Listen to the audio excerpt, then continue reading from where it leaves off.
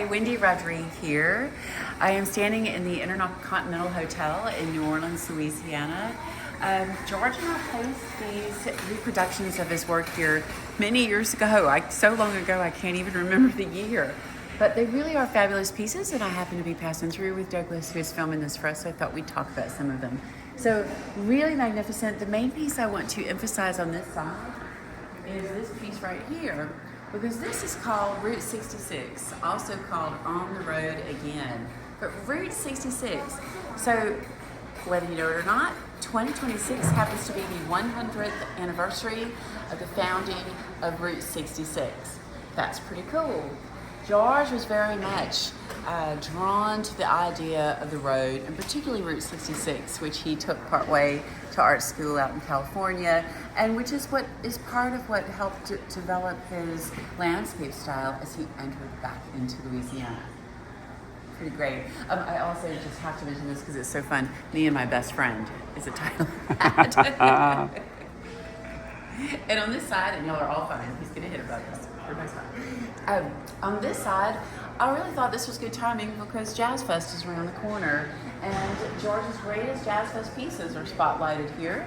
Again, these are all reproductions, but they're really great reproductions. I mean, they've held up for, I don't know, it's been at least 20 years, so a long time since we put them in here.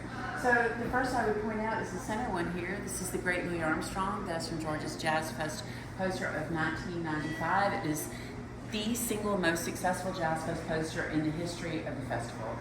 And George, the way that this happened was when Jazz Fest approached him to do this poster, they wanted him to paint somebody else.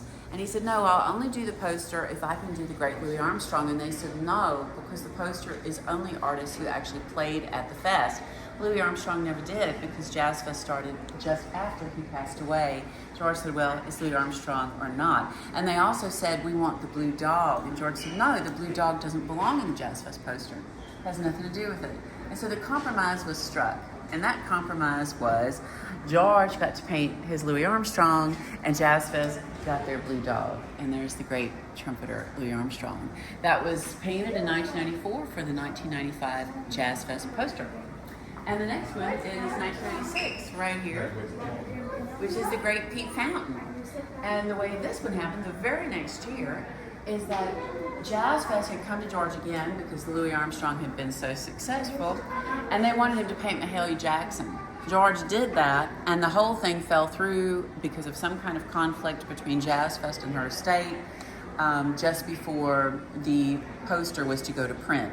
The posters go to print just after Christmas, and so George said, guess what, I'm going to bail you out under one condition, and that condition is I get to paint my really good friend, Pete Fountain, great clarinet jazz player, Pete Fountain, right? And so Pete Fountain sat and posed for George on Christmas Eve and Christmas Day of 1995, and George said of all of his Jazz Fest posters, this was his favorite because he got to paint his best friend, his dear friend, Pete Fountain. Really quite wonderful. And so George, of course, because he had to do this painting at the last minute, the design for Mahalia Jackson was completely different. But he's got to paint this like really quickly, right? And he and Pete working together in order to meet the deadline for printing, for the prints to get finished in time for Jazz Fest in the spring. And so he adopted the same pose that he had with Louis Armstrong, essentially, for this. And he got really creamed for that. I mean, the press really slammed him. They didn't know the backstory. That's why he did it that way. Actually, I think worked out pretty nice. It's great jazz musicians under the oaks.